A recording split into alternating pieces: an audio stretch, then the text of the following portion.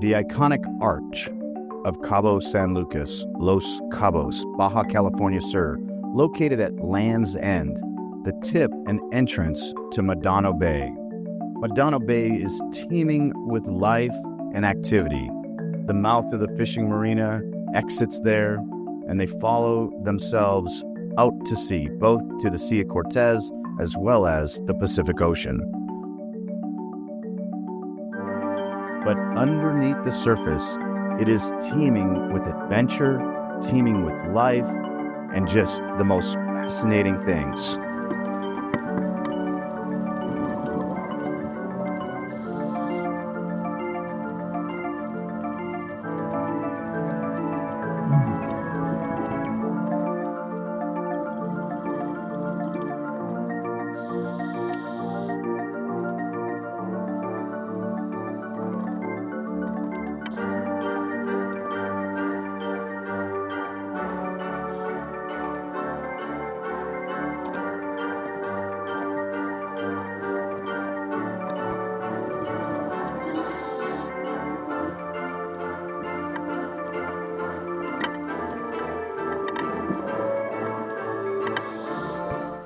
The sand falls were first brought to global attention by the iconic Jacques-Yves Cousteau.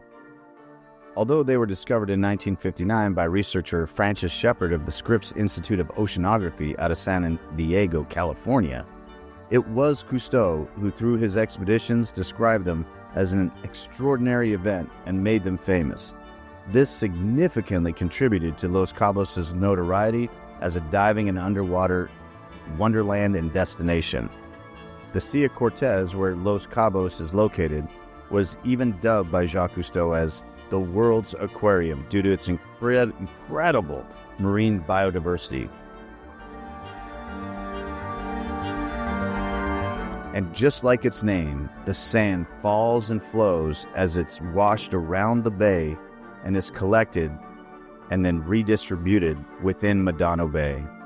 It's so neat to see something flowing in water, a unique rarity and absolute natural phenomenon that only happens a very few locations on this planet, and just meters outside the mouth of our marina, located underneath Pelican Rock, where many scuba, snorkel, and just hang out. Another reason why Los Cabos is a wonderful destination.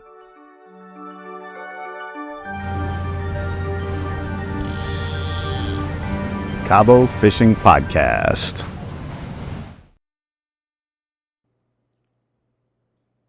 One of the most important things that we do every year is Operation Billfish. It started as a relationship between Veteran Outdoors and Red Rum Sport Fishing years and years ago to bring down some deserving veterans and show them a good time. We didn't believe that was going to continue, so we established in 2023 Operation Billfish, made it a little more military, changed our criteria so that only top performers and combat veterans would be participating. Not that the other veterans aren't deserving, we just wanted to really touch and reach out to those that saw and did a little bit more than others. It's a really neat experience. This year, partnered with the Green Beret Foundation, we brought 12 deserving veterans here to Cabo San Lucas to stay in the Pedregal in a beautiful villa overlooking the Pacific, and then taking them out on multiple days of fishing and other water activities. This is a great internal project with some very special sponsors that are deeply and intrinsically related to our organization. So super pumped that we got to bring these guys in, and our entire team got to spoil them and show them what it is. All right, so we got some swag for y'all. I'm just gonna go through Williams real fast, just so everyone can and then you just take it to your room or whatever. This is our little poster, and they're up around town and stuff like that. Sancho's is where we're going to be tomorrow night. That's why it's blocking a QR code. So everybody gets 2 Operation Billfish hats, flat bill, rope, and a standard trucker. Gray's Taxidermy, that we're our fishing fleet, right? So per boat, we're the largest producer of billfish taxidermy on the planet. We're actually pretty good, so they wanted to make sure you all had a hoodie. And then there's like a billfish shirt. There's some stickers in there. The Green Beret Foundation also partnered with gaiters. Everyone gets a pair of gaiters. Green Beret limited edition gaiters. Coins, because everyone needs coins. And then we partnered with Cryptech to get everyone like an event fishing jersey. I'm feeling pretty fat. You got one. Yeah. Whatever size you gave is what you got. Yep. Like if you have to like hold your breath for photos, that's what I did. But there's like some other stuff in there. Travis obviously, make sure everyone got rally and recover. No one falls out. Don't fall out. And then there's like a tumbler and stuff like that for y'all. The next hard time is going for y'all. It's going to be, I think, 6:30 tonight. There should be transportation. It's going to take you into town. We're going to meet at a restaurant called Misiones de Kino. It's one of the better restaurants in town. My personal favorite restaurant in town. Wonderful family. They always support us. They always do great things. And so we're like, it's going to be a fun dinner. You'll meet some of the folks behind the scenes, right? Some of like the supporters that help make this all possible, and then we'll tell you more stuff from there. But there's cocktails. We made you a little bit of a basic bar. If you need more things, just tell one of the 3 of us. One of the 3 of them, and they'll get you squared away. But don't get too wild and crazy, because amazing dinner coming up at about 7 tonight. Katie will give you a really good tour of the facility, and then tell you how, if you want to use your Lamborghinis, how to get out of this highfalutin place. But for the most part, it's pretty chill. Get settled in, get your room set, get your gear unpacked, hit the pool or whatever you want to do, and then we'll see you guys at dinner, where I'll see you all at dinner at about 7 down in Misiones. All right? Right?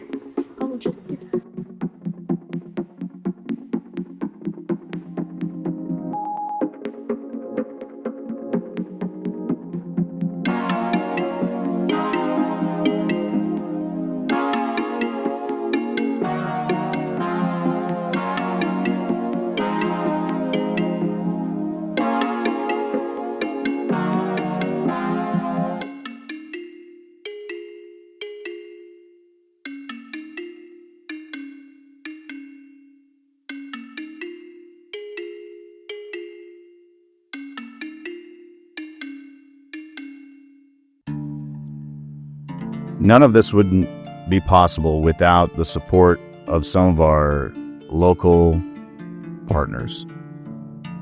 Our favorite restaurants, like Misiones de Kino, takes fish that we caught and prepares the most amazing meal and experience for the guys. The ambiance, the history of the facility, and just gave everyone a wonderful moment to kind of get to know each other, get settled in. And of course, you can't have a good time without some pageantry. So here we go. Enjoy the pageantry of Misiones de Kino, their wonderful hospitality, unparalleled service, and most amazing menu.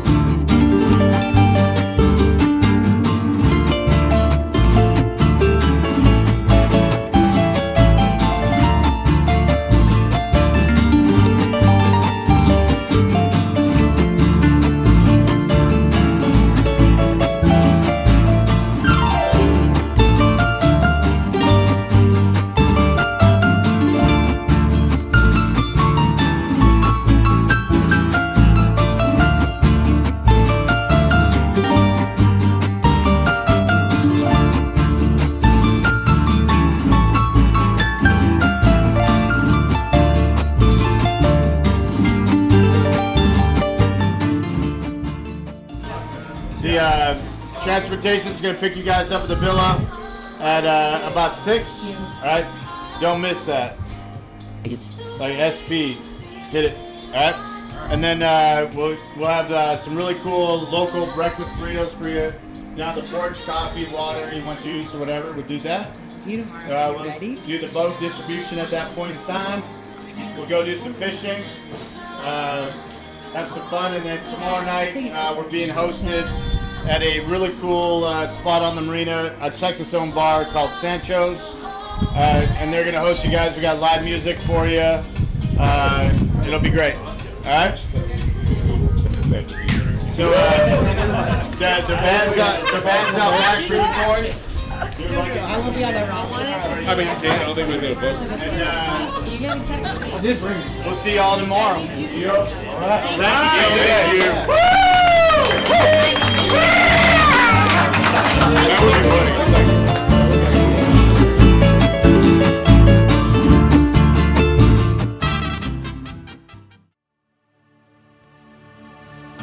And the reason we're actually here is to get on the water and go fishing, so let's get ready to go. This is day 1, sponsored by Serve Coolers and Drinkware. Guys are geared up and ready to go. Unfortunately, though, while we got these great hot drinks and cold drinks in these coolers, the water conditions are not pristine.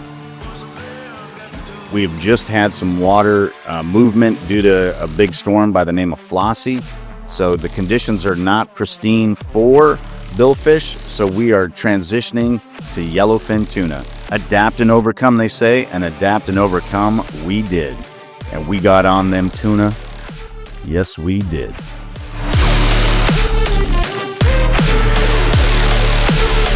Tell me, baby, what's the name? Oh, what's the name? Tell me, baby, what's the name? What's the name I got to do?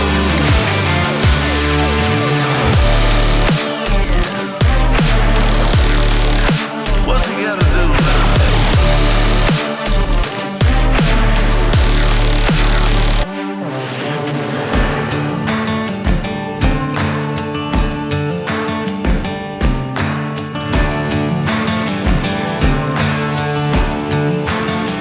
Tell me, baby, what's the name? Oh, what's the name?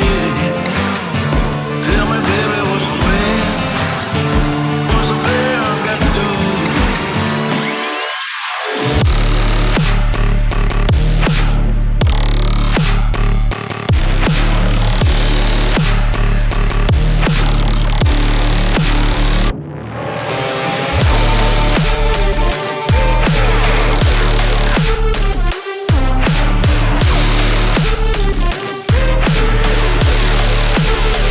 Tell me, baby, what's the name? Oh, what's the name? Tell me, baby, what's the name? What's the name I got to do?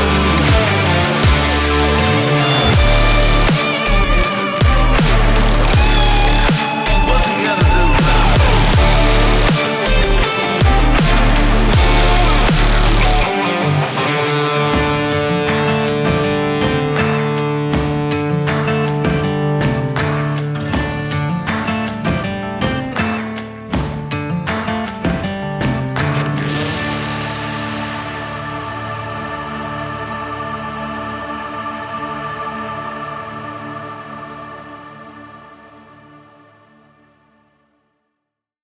And just like the first day, it's our local partnerships that make everything so special. After a big day of fishing, we headed over to Sancho's, which is a Texas bar on the marina in Cabo San Lucas, the best Tex-Mex that you can imagine here in Cabo San Lucas, owned by Coco and Margot, two of the greatest human beings that I've met in Cabo San Lucas. They've been so welcoming. They have such a heart for our veterans. Both their families are deep-rooted in service, and they go above and beyond every year, not only to help us out, but other veteran groups as well. They're known for their famous pink taco. It's delicious. So if you're ever in Cabo San Lucas, definitely on the marina by Dock K, come down, get you a pink taco, get you one of their breakfast shots. They have live music, and they are just the most wonderful people.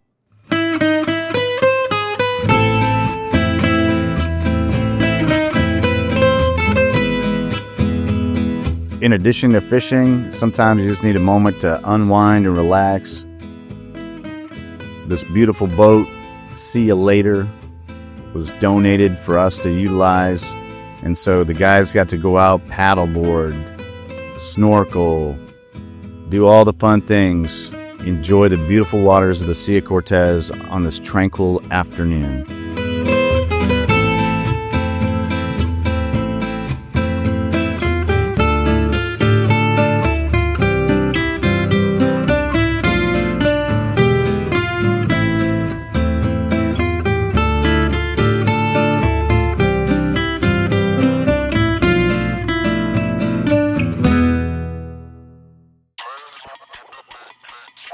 And then it's back down to business. Time to get back out on the water. Lunches are packed. Food is ready. Guys are ready. Spirits are high. Everyone's rested. Time to get back out on the water and go after the elusive billfish. Some of these gentlemen are still active duty, so we won't be showing all their faces in photos. But enjoy as we get back after the fishing. We got some Dorado, we got some tuna, and we got some marlin. Again, our partnership with the Green Beret Foundation makes this all possible so that we get good and deserving guys, only top performers. Smiles all around. Smiles all around.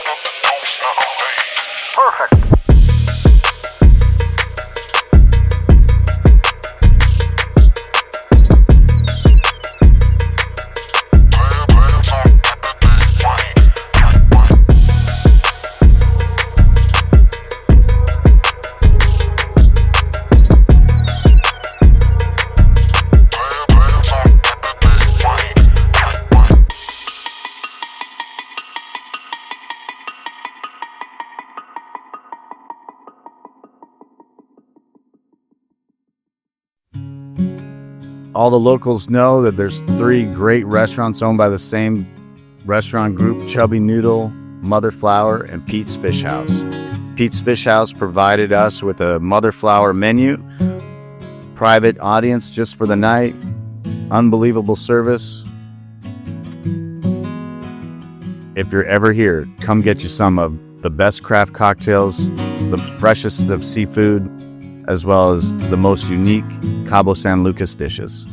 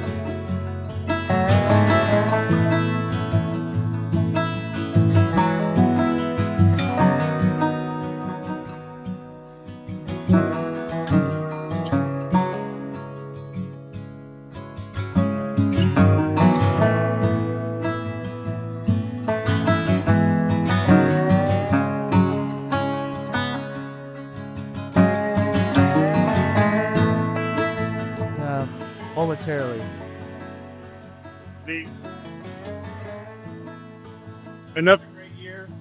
All right. The most important thing that I would like to share is that this doesn't happen without the support and help of everyone in the room, right? So it's the guys showing up, the guys wanting, and being willing to come down here and trust us with their lives while we leave them adrift at sea for hours, to trust us with their livers, like all these things, we are appreciative. We're appreciative of our partnership with the Green Beret Foundation, because, this is an event that, we want the top performers, we want the deserving guys. We want the guys that can speak into those getting ready, to move on in their career and move up in their career. We're there to speak to the guys that are just passing out of their career and moving on to the next great thing. We're there for the guys that, are big and sexy and can,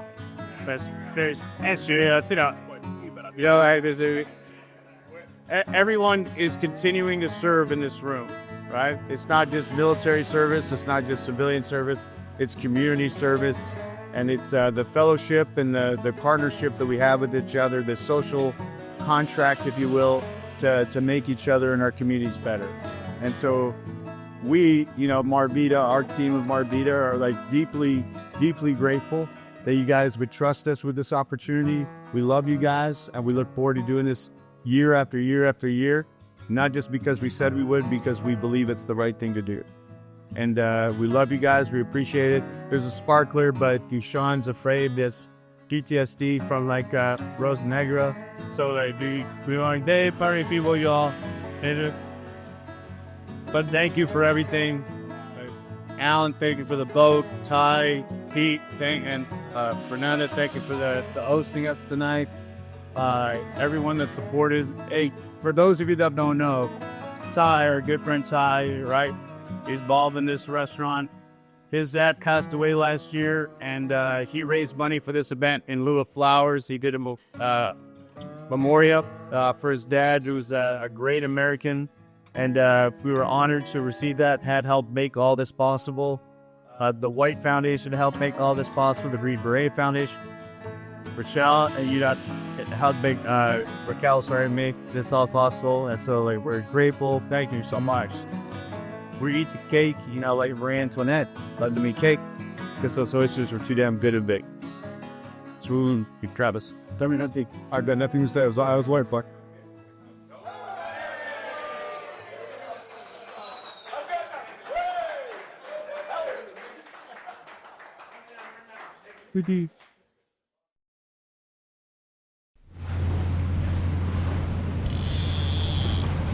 Cabo Fishing Podcast. Welcome back to the Cabo Fishing Podcast, also Cooking Cabo YouTube channel. I'm here with my main man, Issi Radia, because we are always trying to elevate our liquor game. There's only 3 places I really love to be. One of them's on the water, one of them's somewhere else, and one of them involves drinking tequila or mezcal. The person that taught me the most about tequila and mezcal was actually Izzy's dad, Don Radia. And to honor him, there's always Don Radia tequila and mezcal. And so we want to honor him again today by talking about it, but learning about the process and reliving the class that I got years and years ago from Don Radia. Yeah. Well, thank you again, Toby, for being here at our place, Mercabo. Indeed, some of our favorite places that we like to be are one on the water, and that's the reason why we live close to the water. We say in Mexico, en el mar la vida es más sabrosa, which will translate to life by the water is more savory, more sweet, and we do agree with that. Facts. Lifestyle, the beach lifestyle, that's a thing. And definitely when you have a nice, beautiful beachside bar, you will need a nice drink. So here we have, of course, our tequilas, guys, that we will showcase today. Mercabo and Don Radilla, both of these are crafted by our family. And I want to start very simply by saying that, my friends, that tequila is 100% from Mexico, regardless of where you purchase it, regardless of if there is a big name celebrity behind it, like George Strait, the country singer, or George Clooney, one of the Kardashians, Sammy Hagar, whoever. Britney Spears. Britney Spears maybe. But at the end of the day, guys, it's still manufactured in Mexico, okay? All tequila, guys, has to be done with 100% agave in order for it to be good quality. What kind of agave? Blue agave. Only blue agave makes a good kind of tequila, and it has to be produced within the town of Tequila for it to be considered tequila. In the state of Jalisco. Which is close by a resort destination by the name of Puerto Vallarta. PV. Few hours away from Puerto Vallarta, great fishing, also whale sightings out there. 2.5 hours away from Puerto Vallarta, you will find the town of Tequila. And basically, my friends, the town of Tequila is, and 30-40 miles around it, is where most of the tequila in this world is produced, okay? So, Toby, as I was saying, we have 4 different stages of tequila. And the number 1 stage of tequila and the original spirit will always be white, silver, or blanco, all right?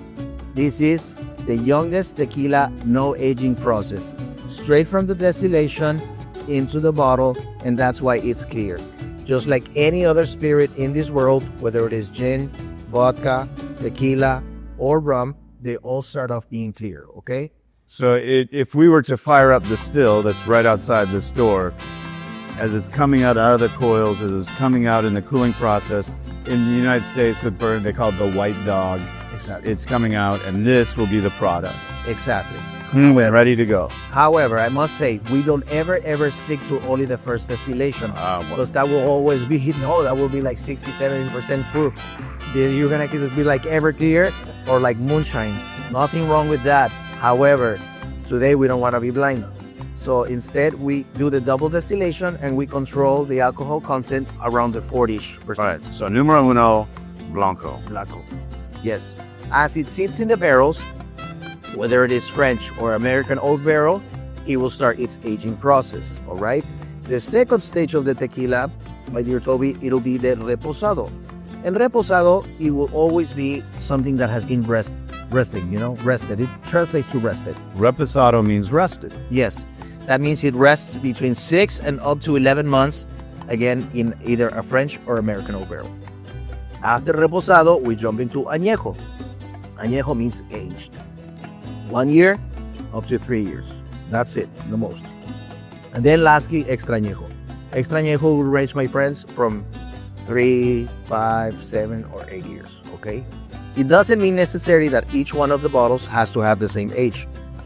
Sometimes, just like blended Scotch whiskey, you can use different vats to make a really good tequila without having to be strictly from one vat. So the discoloration that we're seeing in the actual product is coming from the coopering, from the barrel. Exactly. And so the reposado is the shortest rest in the barrel, therefore it's the lightest in color. Exactly. But it's not white anymore. It's now transitioned to a golden color. Exactly. And then the añejo, the aged one, will be one with really caramelly, much like a bourbon. Much like a bourbon. Right, which has to be aged for 3 years, maybe considered a bourbon. Exactly, same with this.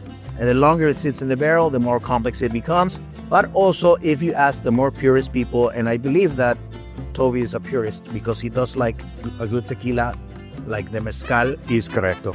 That's the way to know the actual age, or no, excuse me, not the age. I meant to say the process of how it was aged. That's what I was trying to say.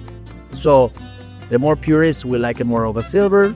You can taste more the terroir. You can taste more how the process of the agave was done. Let's also point out that agaves have to wait 7 to 10 long years for them to be mature enough and large enough in size, around, I would say, more than 100 to 200 pounds each piña, the pineapple. And it has to be 7 to 10 years old in order for it to be ready for the harvesting and for the process. And a neat thing about it, you just said the word, the piña, the pineapple. The reason it's called that is the agave is a cactus. Correct. And as like a succulent produces its ferns coming off, they trim those, and it looks, at that point, after it's been harvested and trimmed, it looks like a pineapple. And it's like, I didn't get that for the longest time. And then when that light bulb went off a couple years ago, I was like, I get it. Because when you see it as it's being prepared for the distillation, it doesn't look like the plant that you see in the field. Correct. Also, another important thing to point out, and we have a little bottle of it right here. This is agave syrup. This is, my dear friends, the base of tequila. The only thing that has happened to this is that it has been pasteurized. When you pasteurize it, you boil it to a certain degree, at a certain point, you basically kill all the bacteria and all the different, yeast or anything that it might possibly have, and now it's ideal for human consumption. If we don't pasteurize it and we let it ferment for 72 hours, this, 1 part of this and 3 parts of water, will turn into a must that will be 6 to 70% alcohol content. Oh, wow. Just like a beer. And more or less, that's how the Aztecs used to get drunk. Oh, so this was their form of mead. That was their form of mead. That's the proper way to call it. Yeah. This was their form of mead, or also a fruit wine, perhaps, or an ale, basically, like an old ale. So 1 part of the syrup, 3 parts of water, you let that ferment for 72 hours, and you will have a 5 to 6% alcohol content drink. This is also my favorite substitute for sugar. Yes. When making our fresh squeezed lime margaritas. Yeah. Also important to say that if we drink that, the only downside of it, you will get drunk, but the only downside of it, eventually it will turn a little slimy. And that's not a very good taste out of mouth. Not a lot of people like that. The story goes that after the Spanish people, during the conquista, during the conquest of Mexico, they ran out of wine, brandy, and everything they brought from Europe. They had to get drunk somehow. They tried this strange liquid the Aztecs used to drink. They didn't really like it. However, they already knew the distillation process from Europe. And basically, in a very rudimentary way, they distilled tequila for the first time. And my friends, that's how tequila was born. Yes. Originally, guys, tequila was not called tequila. Originally, it was all called mezcal, which is a total different episode we're going to talk about in another occasion. However, this time, we're going to stick to the tequila. So back in the days, it was all considered or called mezcal. As it evolved, there was one kind of mezcal that would stand out from the rest. And it was done in a town called Tequila. Just like there is a town, my friends, in France by the name of Champagne or Cognac. Exactly. There is a town in Mexico that is called Tequila. And the one kind of mezcal that they made in the town of Tequila would stand out from the rest. Until it got to a point that they started naming it their own thing, Tequila. Well, let's try it. Why not? I mean, we're gonna start. We've come so far. We're gonna start with the Blanco, okay? And the Blanco, guys, will always be the one that will settle the stage for the rest of the tequilas. And I'm gonna pretend like this is my first time ever trying it. This is the house tequila. It won't have that particular smokiness that sometimes we have in mezcal. The difference between this and mezcal is that mezcal is cooked many times in an open pit, and they use the same piñas and the same fiber of the agaves to cook them.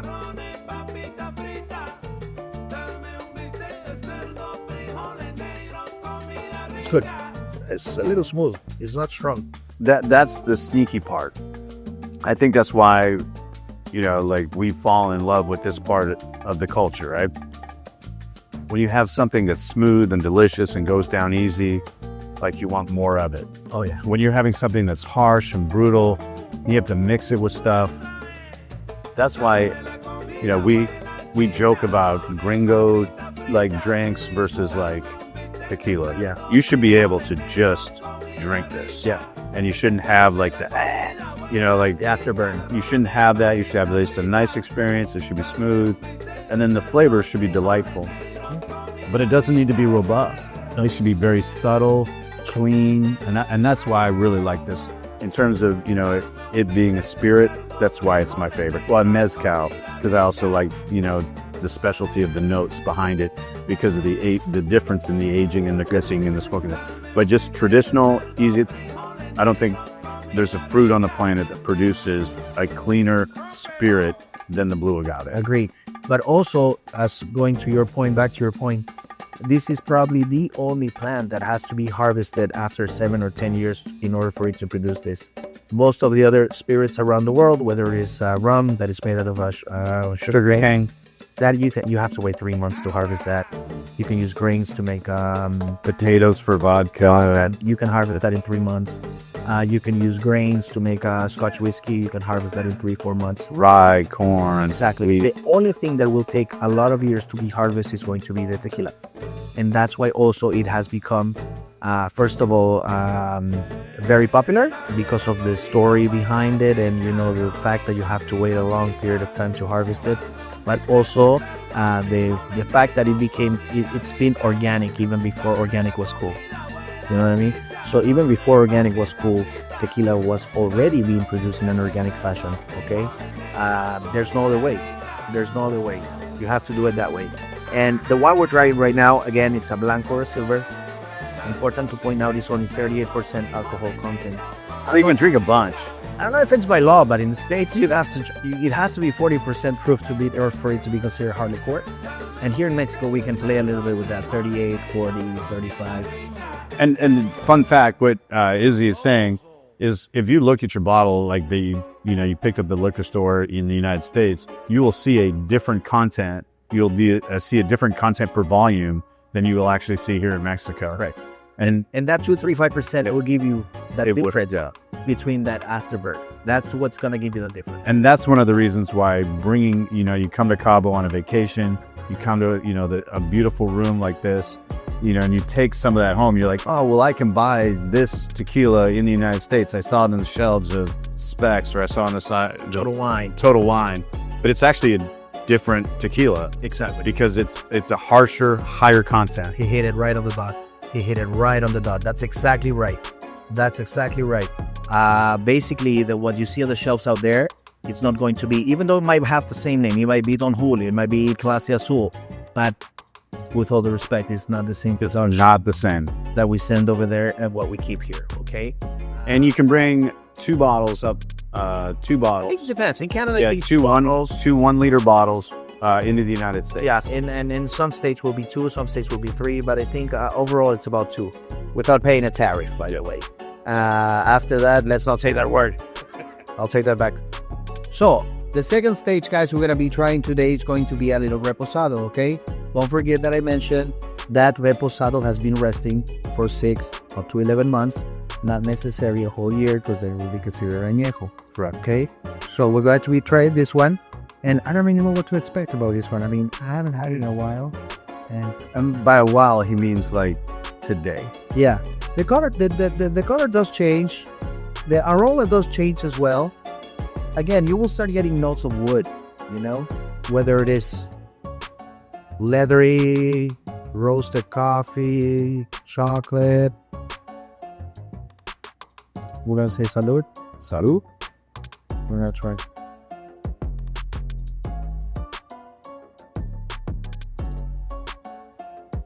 A little bit different. Again, not the harsh, not the... No, not at all. Yeah. Even starts getting a little note of some sort of like syrupy sweetness. Soft on the follow. Soft on the back end. It doesn't creep up when you don't have to drink it like if it's a shot and make a funny face about it. It's so smooth that you just down it and that's it. I mean, you don't. It's like water. We spoke about this earlier, and I think there's this culture, this concept or idea behind shooting tequila, and that's the only way to drink it. And I find like that's almost the most disrespectful way to consume it. Yeah. Because it really is the smoothest of spirits, the cleanest of spirits, the healthiest of spirits. It is. And you don't have to do that. And I think a lot of that has to do with the higher content in the United States, versus the softer content here in Mexico. You should be able just to take it in, enjoy it. I love it when it's served to me in a champagne flute. I know that sounds a little like silly, but it's like by having that, it's like saying, hey, slow down, enjoy this moment, take it in. It's celebratory. It's not a rush. It's not spring break. It's not a party. It's like, it is a party. It is a party. But let's enjoy it. A grown-up party. Yeah. So, if you notice, guys, we have no sides. We have no lime, no salt, no orange, no chaser, no club soda, nothing to go to down it. We're just going straight for it, and we're just taking it the way it should be, like a grown-up. You don't really need any sides. You don't really need any limes to drink tequila. If it's bad tequila, then yes, you will need all the fixings on the side. But if it's a good kind of tequila, if it's a quality tequila, you will never really need to add anything to it, because you're going to kind of ruin the notes that you might possibly get from this, okay? And now we're going to go into our third one, which will be one of the other house ones, Rodilla. And Don Rodilla, his father's the reason, like, I really got into food and spirit culture here in Cabo. Like, his dad was like our gateway, he was our doorway, and I love every opportunity we have to honor him. And I love it. And this is what we serve at my house in Texas, and we always honor. Thank you.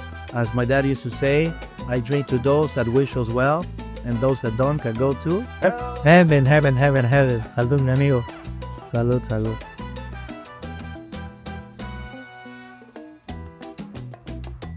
This has a total different gate. Totally different thing.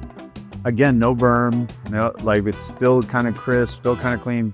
A little herbal. Now, a little, yeah. The 1 to 3 years in aging. Typically, what do you think is your preference? Is it the preference for you for the coopering, the casting of it? And when you select that, what do you think about? I think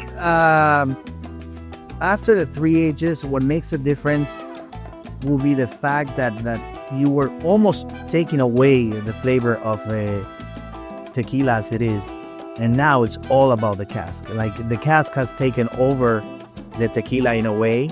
And now you will taste nothing but all these other different factors that will come in. Again, if you char the barrel, if you don't char the barrel, if you leave it strictly out of one bat, or you make combinations out of different ones of them. Important to point out also is that this one is also silver or cleared. If you look at the bottle, it's actually a see-through. And the reason why it's see-through is because this has been good with charcoal filtration. It's very popular to go down to the stores and find 1800 Cristalino, Don Julio 70. Those are all añejos that have been put with charcoal filtration, and they take away the color and they make it, more aesthetic. It's not an additional distillation. It's just a filtration. The filtration to take out the color. To be frank, they also marketing to take advantage. They another $10 to the tab. I'll be frank. Hey, but if you're gonna spend that $10, spend it here. Yeah, exactly. So if you're gonna do it right here. There will be other great. All these ones that we're basically trying to they're kind of like small distilleries. These are stuff that you won't find in the United States. If you ever come to Cabo, if you ever come to Mexico, you're welcome to give it a shot and try them. But that doesn't mean that back at home you cannot find good quality one. For instance, my recommendation would be of a great añejo would be 1800. 1800 añejo would be a really good choice without having to spend too much money, and at the same time you get the best quality out there possible. 1800 añejo would be my personal choice if I'm out and about in a restaurant, in a bar, and they don't carry this small batch production stuff. I will be picking 1800. The only one that I will never pick, I will steer away from, it will be Jose Cuervo Gold. That's probably the most famous tequila in the world, but also it's the worst one. So it's mass produced. It's there's no love, there's no craft. It's just mass production. It's the $2 chuck. Exactly. It's the $2 chuck. You shouldn't be getting that one unless you're 18, 19, 20s and you're going to respect yourself. Arizona State University. Then yes. Shout out Sun Devils. There you, or the Texas Longhorn University that says Texas A&M, Texas. Basically, any spring breaker college student party will pretty much carry Jose Cuervo Gold. We don't do that. All right. Last but not least, guys, we're gonna go into the Supremo. This is creme de la creme, top notch. Only the best for us. For the best. Only the best for the best.